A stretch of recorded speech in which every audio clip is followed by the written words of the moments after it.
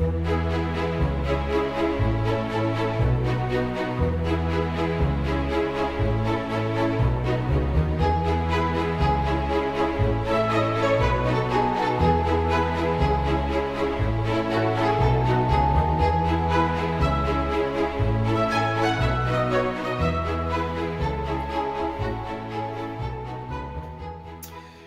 Long, I've asked one of your questions before, and here comes another one that you brought up that actually is foundational to an awful lot of what we're doing in these videos, this series. So let me throw out your question and then try to answer as best I can. The only thing you say I am often not sure of is how to share with Muslims. Theologically or historically, it falls apart. True, they both fall apart. Which way to go is what I struggle with. Lately, it's been historical. And I love that. Lately, and I think mainly because you're watching our channels, Sneakers Corners and mine and Hatuns and Al-Fadi's. We're the ones who are really taking on the historical critique. And I think it's good that you're asking which is the better. I'm not going to say which is the better. People, and in some ways, from what we just said in the last video, David Wood and Sam Shamoun are the best when it comes to theological confrontation. They're doing an amazing job of just destroying Islam theologically. Historically, that's our area of expertise. That's my area of expertise specifically because that's the area I did my doctoral thesis in. And it's also the man who really I followed, Dr. Carl Fander, the man who gave me the name Fander for Fander Films and for Fander Institute of Apologetics, who was living in the 1800s, this German scholar who could read and speak 7 different languages and spent his whole career studying the historical critique. That's what he did. He was the first actually that I'm aware of. And way back in 1829, he was the one that actually went into the historical critique and actually asked the question that we all are asking today. And he basically, can we trust the story about Muhammad? And can we trust the story about the Quran, how it was put together? And he went right to Ibn Hisham and Al-Waqidi, and he went right to Ibn Ishaq, and he went to Al-Bukhari, and he actually read them in Arabic. He speaks and read and write Arabic, and then he translated them into German and into English. And he did his research in the early 1800s. There were no computers back then. There was no internet. He had to do it all by taking the books and translating them himself. And so he paved the way for the rest of us to then continue with this historical critique. And that's why he said, way back then, we're talking about over almost 200 years ago, he said, we can't trust these traditions. We can't trust the Sirah or the Hadith or the Tafsir or the Tahriq because it's written much, much too late. I wasn't the one that came up with that. He came up with that. And that's why I love referring to him and using his material. But as to your question, which is better to use? Well, I'm a convert of the historical critique, and I'll tell you why, for a number of reasons. One of the first is that the historical critique is the most neutral of critiques. It's the most neutral of critiques in that it doesn't take a bias. There's not a bias either way, because all you're looking for, if you do it properly, is you're looking for the empirical evidence. That's all you're doing. You're looking for the empirical evidence concerning, in this case, what we're doing right now, and the series that we're going through right now is looking for whether Islam existed in the 7th century prior to 690. And that means that we're asking whether Muhammad is the Muhammad that we see in the traditions, or he's nothing more than the Muhammad of faith. Or did he even exist? We're getting asked that question. I believe he did. Whether or not the Quran existed that early, whether or not it was put together by Abu Bakr and then canonized by Uthman, whether or not there were people called Muslims or a religion called Islam, and whether or not Mecca existed that early. These are the questions we're asking in this series. And because I'm asking these questions, it's not as a Christian asking it. I could be anybody.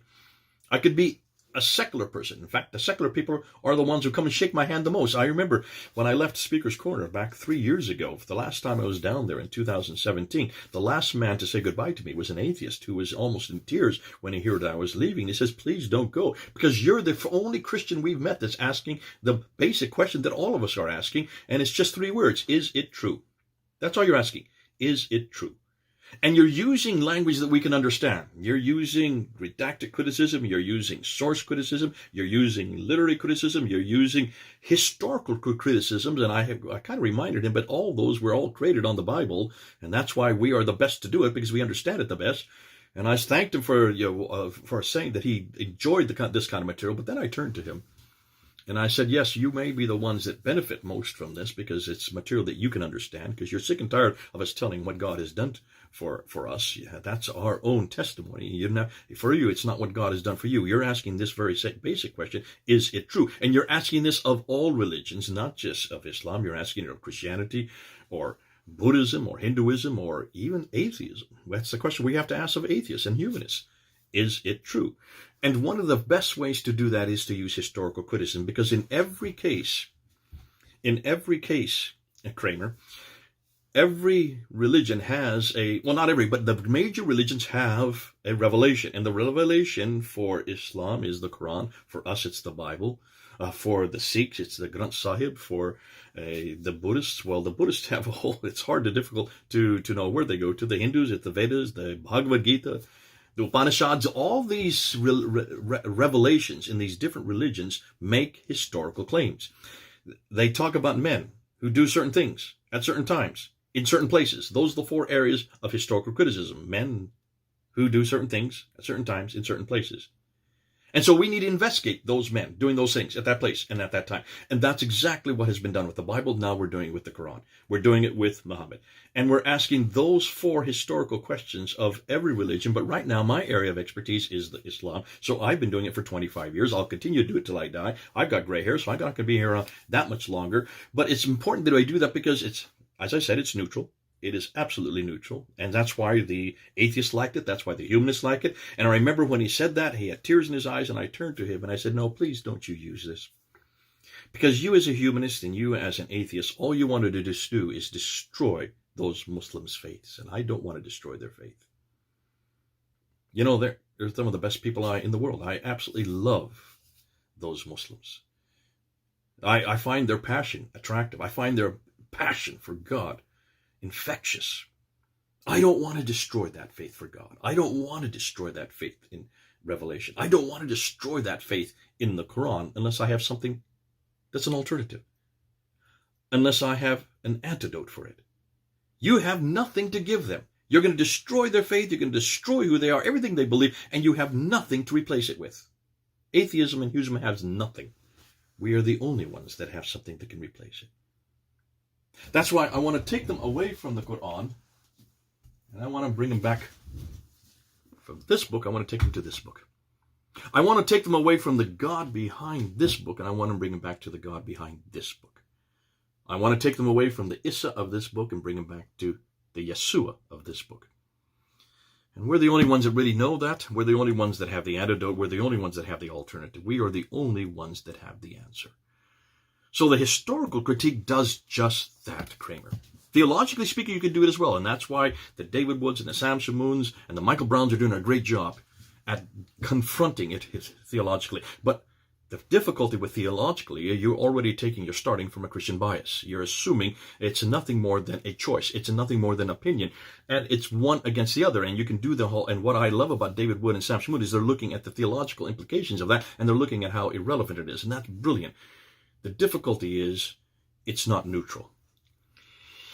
Being neutral means that we can step outside of our Christian bubble and still ask that same question and have all the right in the world to do so, because it's already been asked of the Bible, and it needs to be asked of the Upanishads, the Vedas, the Bhagavad Gita. It needs to be asked of all religious revelations that claim to be from God, as the Bible has already been asked and passed all those tests. And now it needs to be asked of Islam. And that's reasons why I think in the 21st century, the battle between Islam and Christianity or any religion will come down to, can they pass the historical test? Secondly, not only is it neutral, that's the first, but secondly, it's the one that we're finding are bringing more people to Jesus Christ, because we're finding Muslims all over the world. They're writing, they're emailing. We're finding them. I find them they're texting me. I meet them in airports. It's fascinating. Muslims come up to me and they have given up Islam because they finally realized that this book is written by men. They didn't know that before. They've been told that all their lives it was written that it was eternal, that it was always existed in heaven, that was sent down over a period of 22 years to a man named Muhammad. Now they don't even know whether Muhammad had anything to do with it. And what's more, they have found that it's been changed, manipulated, and created and deleted, and it's been corrupted, and finally was finalized in 1924, but that was only in one city. It was only finalized for the whole world in 1985, just 25 years ago. And so when they're hearing that, they suddenly realize this is not the book that we grew up with. And they look at the God behind this book and they realize that the book doesn't stand. And of course, everything in the book doesn't stand. And that means everything in the book about this man or this God named Allah is not the God for them. And of course, once they get to Muhammad, that's where the debate that we're hearing between Muhammad and Jesus, that's where Jesus comes out on top. But historically speaking, to invalidate the Quran invalidates everything else of which the Quran props up, because the Quran is the basis for everything else that comes after. The Quran is the foundation for Islam, and therefore Muhammad is dependent on the Quran, Allah is dependent on the Quran, the Isa of the Quran is dependent on the Quran. In fact, everything we know about Islam, the 5 deens, are all dependent on the Quran. And that's why today you're finding more and more Muslims who have already given up the traditions. They don't want to support, they don't want to defend. You're finding Shabid Ali, he doesn't want to defend anymore the Hadith because he can't. It's not defendable because of people like David Wood and Samson Wood have destroyed the traditions. And so they've come back to what they call Quran only. They are now only Quran. And that's why I'm taking on the Quran, because this is the last foundation that needs to fall. Because once this goes, Muhammad goes. And with Muhammad and the Quran, Islam goes. Historically speaking, I think it will be the Achilles heel. It is the Achilles heel of Islam. That's why, Kramer, if you have a choice, stick with the historical critique. Why? Because it is neutral and it is foundational. And because once you destroy Islam foundationally, once you destroy its book and once you destroy its man, the book of the man, the book of the man, there is no more Islam left. And you then have to come home. You have to come home to the only other book that has passed every one of those historical tests, this book. The only man that has passed every historical test, this man, Jesus Christ. Thirdly then, and I should end with that really, but thirdly I have one more point. And that is because of the fact that we're using the historical critique, and I'm not engaging that much in the theological critique, although I do that, and I'm not saying I don't, and I'm not, don't hold me to that. But because of the historical critique is such an enormously important critique, and because of the fact that it is probably the most devastating, because once you knock out the foundations, everything else comes crashing down. It is the one critique that you can't be sent to prison for. Because everything I'm saying comes from empirical evidence, historical evidence. This is not hatred of Muslims. This has nothing to do with Islamophobia, where I cannot be called, I am all the time, and I've always scratched my head. How can you call somebody who's looking at traditions and asking the historical questions, a question that must be asked of every tradition and every scripture and every person in history? Any historical event or a person or a place needs to be investigated empirically. That is the historical test. How can you call that hatred? How can you call that phobic? Islamophobic. This has nothing to do with phobia. This has nothing to do with hatred. It is the question that must be asked. It was asked of us. We never called anybody a phobic, or had a Christophobic. That word doesn't even exist in our language. We've never at all called anybody who attacked our Lord Jesus Christ historically, or the Bible, or the New Testament, the Gospels historically. We never called them hate mongers, or people of hate. We never need to. That's why, coming back to the historical critique, you've got a neutral material that you're working with that anybody can use. That means that this is also material that everybody can employ. But the Christians are the best at it and need to be so, because they're the only ones that really give an alternative. But also, it is the one that destroys the whole foundations of Islam in one fell swoop. And we cannot be called phobic or hateful, because we're asking the right questions. I hope that helps, Kramer. I know I've gone on a little bit longer, but I thought it was important that we do unpack that, because it is foundational to what we're talking about. Great. Okay, come on board. Let's continue on, man. Let's bring these Muslims home. God bless you. This is Jathan. Over and out.